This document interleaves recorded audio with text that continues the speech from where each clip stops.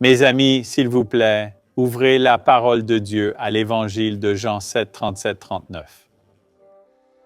Vraiment, si vous avez une Bible sous quelque forme que ce soit, veuillez l'ouvrir. Je ne veux pas que vous m'entendiez le lire, je veux que vous le voyiez par vous-même. Parce que dans ce passage, nous découvrons plusieurs choses qui doivent être mises en place pour que nous puissions faire l'expérience de la plénitude de ce don de l'Esprit Saint. Jean 7, 37, 39. Voici ce que nous lisons. Le dernier jour, le grand jour de la fête, Jésus se leva et cria, « Si quelqu'un a soif, qu'il vienne à moi et qu'il boive.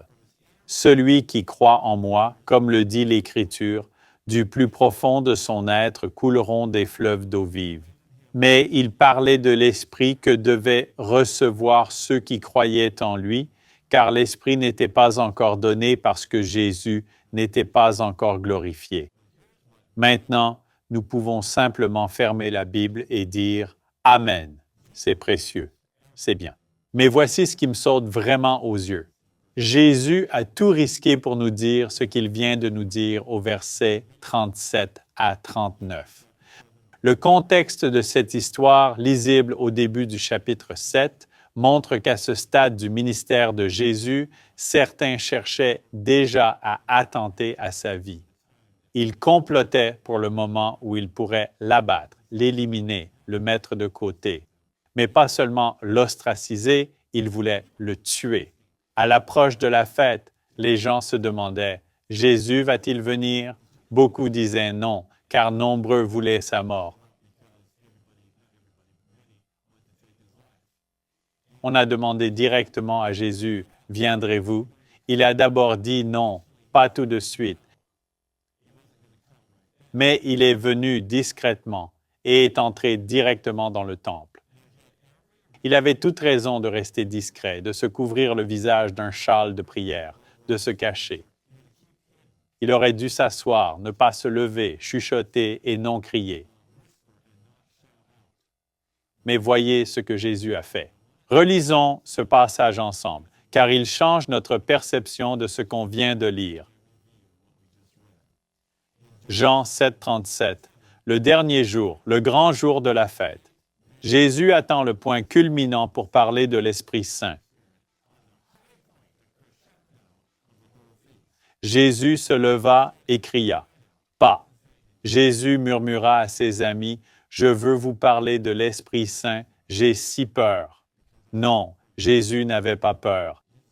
Jésus n'a jamais eu peur.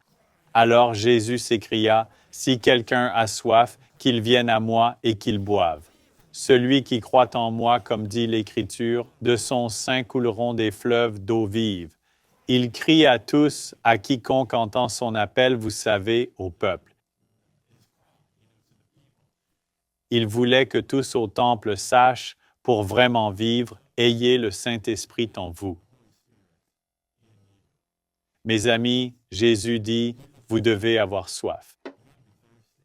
Si vous n'avez pas soif de Jésus, pourquoi vouloir ce don? Il dit, ayez soif, mais venez aussi à Jésus. Et non seulement venez à lui, mais buvez. Autrement dit, plongez dans la parole, priez, venez à lui pleinement, appréciez-le, puis croyez en lui. L'Écriture dit que même les démons croient, que le diable croit et tremble, selon le Nouveau Testament.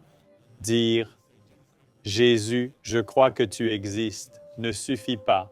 Croyez en Jésus comme ami, sauveur et Seigneur. Croyez en lui ainsi et recevez-le de cette façon. Ce sont des choses simples que Jésus dit, nécessaires pour que le Saint-Esprit vienne en vous comme des fleuves d'eau vive. Il a tout risqué pour partager cette vérité. Que ferez-vous de cette vérité? Avez-vous soif de plus?